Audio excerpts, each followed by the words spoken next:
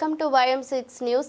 Cantonment ప్రాంతాన్ని జీహెచ్ఎంసీలో విలీనం చేయాలని డిమాండ్ చేస్తూ కంటోన్మెంట్ శాసనసభ్యులు శ్రీ గణేష్ ఆధ్వర్యంలో రిలే నిరాహార దీక్షలు ప్రారంభమయ్యాయి. రిలే నిరాహార దీక్షలో కూర్చున్న ఎమ్మెల్యే శ్రీ గణేష్ కు మాజీ MLA Mynampally Hanumantharao, doctor Epuri Somanna, cantonment నాయకులు, ప్రజానీకం పెద్ద ఎత్తున మద్దతు పలికారు. కంటోన్మెంట్ నియోజకవర్గ అభివృద్ధి చెందాలంటే జీహెచ్ఎంసీలో విలీనం ఏకైక మార్గమని అన్నారు.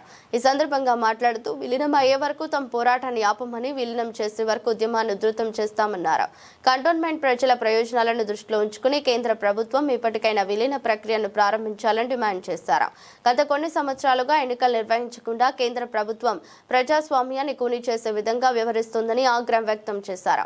కంటోన్మెంట్లోని రక్షణ శాఖ భూముల బదలాయింపు బాధ్యతను తీసుకుంటానని, మల్కాజ్గిరి ఎంపీ ఈటెల రాజేందర్ ఏవియేషన్ భూముల విషయంలో బాధ్యత తీసుకోవాలని డిమాండ్ చేశారు. పోరాట పటిమ ఉన్న నాయకుడిగా పేరొందిన ఎంపీ ఈటెల రాజేందర్ కంటోన్మెంట్ విలీనం విషయంలో కేంద్రంతో పోరాడాల్సిన సమయం ఆసన్నమైందని అన్నారు.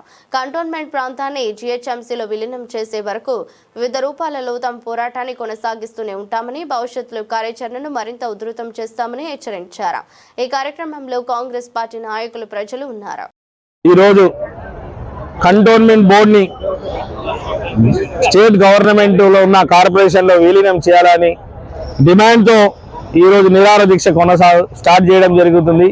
ఈ నిరాహార దీక్షలో 2-3 రోజులు చూసిన తర్వాత ఈటెల రాజేందర్ గారు, మన ఎంపీ గారు ఏం చేస్తారో, కేంద్ర ప్రభుత్వం ఏం చేస్తారో చూసిన తర్వాత భవిష్యత్తు కార్యాచరణ కూడా మీ ముందుకు మీకు తెలుపుతాము. ముఖ్యంగా ఈ యొక్క డిమాండ్ ఏంటంటే, ఎన్నో సంవత్సరాల నుంచి ఈ ప్రాంత ప్రజలు ఇబ్బందులు పడుతున్నారు. ఎక్స్చేంజ్ ఆఫ్ ల్యాండ్ కావచ్చు, సివిల్ ఏవియేషన్ ల్యాండ్లో ఉన్న వాళ్ళు కూడా ఎంత ఇబ్బంది అవుతుందో ఆ ఇబ్బందులన్నీ తొలగిపోవాలి. వాళ్ళ కేంద్ర ప్రభుత్వం నుంచి ఏదైనా కూడా రాష్ట్ర ప్రభుత్వం చేయాలన్నా కూడా అన్నింటి ఆంక్షలు ఉన్నాయి. ఆంక్షలంతా తొలగిపోయి బాగా డెవలప్మెంట్ ఏ విధంగా అయితే గౌరవ ముఖ్యమంత్రి రేవంత్ రెడ్డి గారు ఒక నెల క్రితం గ్రేటర్ హైదరాబాద్ని విస్తరించారు. 27 మున్సిపాలిటీస్, 3 కార్పొరేషన్లు కూడా దీంట్లో విలీనం చేసి ఈ యొక్క హైదరాబాద్ని ఇంకా ఎక్స్టెండ్ చేసి, ఈ ఎక్స్టెన్షన్లో భాగంగా మన మధ్యలో ఉన్న కంటోన్మెంట్ బోర్డు అన్ని డెవలప్మెంట్ అయిపోతుంది చుట్టుముట్టు, కానీ మన కంటోన్మెంట్ బోర్డు లిమిట్స్ ఉన్న వాళ్ళు డెవలప్మెంట్ అయితలేదు. కావున ఇది డెవలప్మెంట్ కావాలంటే విలీనం ద్వారానే డెవలప్మెంట్ అవుతుంది. విలీనం కాకుండా ఎప్పటికీ డెవలప్మెంట్ కాదని ఈరోజు అందరితోటి మాట్లాడి యావత్ కాంగ్రెస్ నాయకులంతా దేవేందర్ అన్న, దేవుడు అన్న కావచ్చు, ముప్పడి గోపాల్ అన్న కావచ్చు, ఆనంద్ బాబు అన్న గారు కావచ్చు, శాంసన్ అన్న, ఇక్కడ రవీందర్ అన్న, మన రాజేష్ యాదవ్ గారు, జమీల్ భాయ్, అందరూ కాంగ్రెస్ వాళ్ళు అందరూ అన్న ఎన్నో సంవత్సరాల నుంచి ప్రజలు కోరుకుంటుండ్రు ఇది విలీనం జరగాలని. ఇప్పుడు విలీనంకి సరైన సమయం, ఎందుకంటే నిన్న కాకుండా మొన్న మళ్ళీ కేంద్ర ప్రభుత్వం ఒక నోటిఫికేషన్ ఇచ్చింది, మళ్ళీ నామినేటెడ్ వ్యవస్థని కొనసాగిస్తామని. ప్రజాస్వామ్యాన్ని కూని చేస్తూ ఈ యొక్క నోటిఫికేషన్ రావడం, దీన్ని వ్యతిరేకిస్తూ ఇప్పుడు మళ్ళీ 1 year అని చెప్తారు. 1 year లో కూడా వాళ్ళకు టెక్నికల్ గా ఏమంటారంటే ఈ సంవత్సరం దాకా ఈ నోటిఫికేషన్ వర్తిస్తుంది, ఈ మధ్యలో ఎవరైనా ఏమైనా మార్పులు చేర్పులు అయితే మళ్ళీ ఇది రద్దు అవుతుందని చెప్తారు. కానీ ఇది గత 6 సార్లు నుంచి రద్దు కాదు, ఇప్పుడు 7వ సారి రద్దు అవుతుందా, మళ్ళీ ఇది రద్దు అవుతుందో లేదో ఇక ఇప్పటికే లేట్ అయింది. స్థానిక సమస్య ఎలక్షన్ లేక వాళ్ళ ఆంక్షలతో అనేక ఇబ్బంది. కాబట్టి ఏక్ మార్గ సబ్ కూడా అన్నట్టు ఒకటే ఒక మార్గం, కంటోన్మెంట్ బోర్డు విలీనం అయితేనే సర్వరోగ నివారణ అవుతుందని భావించి దీనికి అందరం ఏకమై ఈ యొక్క నిరాహార దీక్ష కొనసాగుతాం. ఒక్కో రోజు అంటే అలా ఒక రోజు పెట్టుకుగా మర్చిపోతా అని. ఇది నేను శ్రీ గణేషే కాదు, ఎమ్మెల్యేనే కాదు, యావత్ కంటోన్మెంట్ ప్రజలు దీంట్లో భాగస్వామ్యం అవుతారు. అందరు కోరుకున్న వాళ్ళు ముందుకు వస్తారు. ఈ రోజు చూసారు కదా, ఇంతమంది వచ్చారు. ఇది రోజు రోజు ఇంకా పెరుగుతూనే ఉంటుంది కానీ తగ్గేది కాదు. అందరూ పొద్దుటి నుంచి ఈ 3 రోజుల నుంచి అందరూ ఫోన్లు చేసి మద్దతు ఇవ్వడం, మీరు మా కంటోన్మెంట్ ప్రజలు బాగుండాలని ఆలోచనతో ఈ నిరాహార దీక్ష చేపట్టడం చాలా సంతోషకరమని అనేక మంది చెప్తారు. ఈ యొక్క విలీనం అయితే మనకు 3.5% ట్యాక్స్ తక్కువది, మనకి ఎక్స్చేంజ్ ఆఫ్ ల్యాండ్లు అవుతాయి, బ్రహ్మాండంగా నిధులు వస్తుంది. నిధులు ఎలా వస్తాయని ఎవరైనా తుమ్ములకు అడిగితే వాళ్ళకి మీ ద్వారా సమాధానం ఏంటంటే, ఇక్కడ డిఫెన్స్ ద్వారా ఈ యొక్క కంటోన్మెంట్ బోర్డు ఉంది, మనకి ఇవ్వాల్సిన సర్వీస్ ఛార్జెస్ 1200 కోట్లు ఇస్తలేరు, డెవలప్మెంట్ కోసం ఏమైనా ప్రత్యేక నిధులు ఇస్తలేదు. అదే కార్పొరేషన్ లా మారితే కార్పొరేషన్ నిధులు ఉంటాయి, నా ఎమ్మెల్యే నిధులు ఉంటాయి. ఒకవేళ ఫైటర్ ఈటెల రాజేందర్ గారు ఏమైనా తీసుకొస్తే ఆ నిధులు ఉంటాయి. కాబట్టి మంచిగా డెవలప్మెంట్ అవుతుంది. ఇప్పుడు ఈ 2 కాకుండా ఈ యొక్క స్థానిక సమస్య ఎలక్షన్ లో ఏ కార్పొరేషన్ కావచ్చు, ఏ బోర్డు అయినా కావచ్చు, బోర్డు మెంబర్ సత్తా సామర్థ్యంతో ఆ ఒక బోర్డు లిమిట్స్ ఉన్న వార్డు డెవలప్మెంట్ అవుతుంది. అదే మాదిరిగా కార్పొరేషన్ అయితే ఒక ఎమ్మెల్యే బాగా ఎఫిషియెంట్ గా పనిచేస్తే ఆ కార్పొరేషన్ నుంచి హైయెస్ట్ నిధులు మన కంటోన్మెంట్ నియోజకవర్గం తెచ్చుకుంటే ఎంతో బ్రహ్మాండంగా డెవలప్మెంట్ అవుతుంది.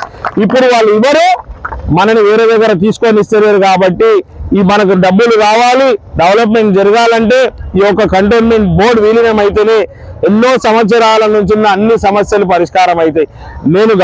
నేను మీ ద్వారా యావత్ కంటోన్మెంట్ ప్రజలకు విజ్ఞప్తి చేస్తున్నా.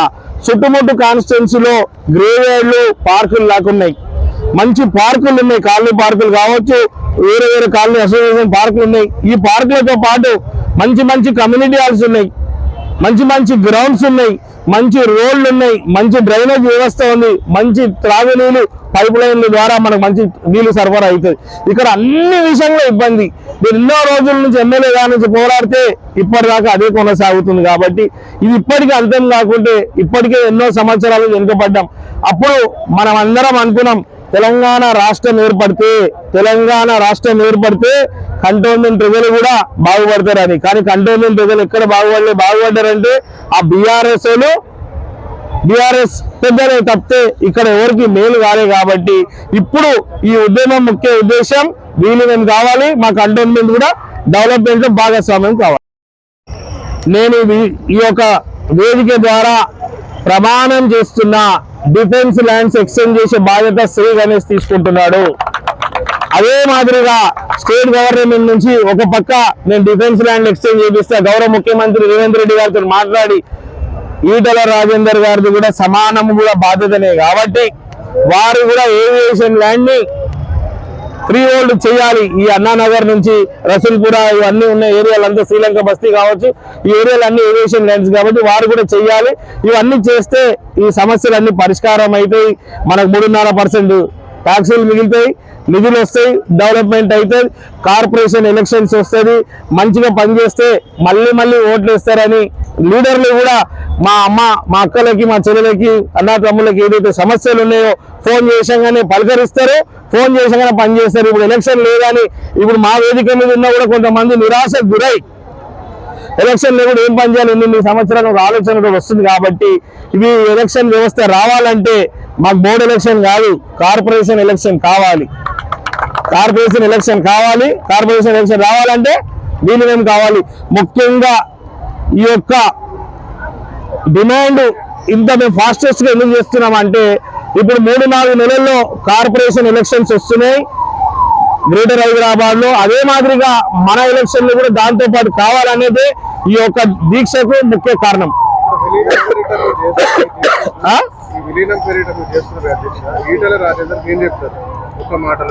ఈటల రాజేందర్ గారు మీరు ఫైటర్ కాబట్టి ఢిల్లీలో బాగా ఫైట్ చేసి మీ పర్సనల్ కి ఫైట్ చేయకండి, కంటోన్మెంట్ ప్రజలు బాగుండాలని ఫైట్ చేసి మీకు నచ్చిన వాళ్ళకి నామినేటెడ్ మెంబర్ ఇచ్చి నచ్చని వాళ్ళని పేరు తీసేసి మళ్ళీ కొత్త గెజిట్లు ఇచ్చేది బంద్ చేసి మీకు కష్టకాలంగా మీకు హుజురాబాద్ లో కావచ్చు ఇంకా వేరే దగ్గర 2 దగ్గర ఆయన ఓడిపోయిండు. ఆ ఓడిపోయినా కూడా ఈ మల్కాజీ పార్లమెంటు లో ఉన్న వాళ్ళు మీకు పునర్జీవనం ఇచ్చారు రాజకీయంగా. ముఖ్యంగా మా ప్రాంతం నుంచి మీకు సుమారు 65,000 ఓట్లు ఇచ్చారు. మీరు కృతజ్ఞతగా దయచేసి మా ప్రజలు కూడా బాగుండాలని ఈ గెజిట్ సిస్టాలు, ఈ నామినేటెడ్ సిస్టాలు రద్దు చేసి ఈ కంటోన్మెంట్ బోర్డుని విలీనం చేయాలని మీడియా ద్వారా యావత్ కంటోన్మెంట్ ప్రజల ద్వారా వారిని కోరుతున్నా. ఏమాత్రం బాధ్యత ఉన్నా తక్షణమే స్పందించి తక్షణమే ఆ గెజిట్లను ఆపి ఢిల్లీలో పోయి మాలక ధర్నాలో దీక్షలు చేసి తీసుకురావాలని కోరుతున్నాను. ముఖ్యంగా ప్రజాస్వామ్యంలో ప్రజలు బాగుండాలంటే పార్టీల కన్నా ముఖ్యం ప్రజలే ముఖ్యం. కాబట్టి వారికి పార్టీల కన్నా ప్రజలే ముఖ్యం. అంటే వారు ఇంత ఫైటర్ సత్తా సామర్థ్యం ముందు అపారమైన అనుభవం నేను చెప్తున్నారు. కానీ వారి అనుభవాలన్నీ ఢిల్లీలో చూపించాలని మీ ద్వారా వారిని మనవి చేస్తున్నాను.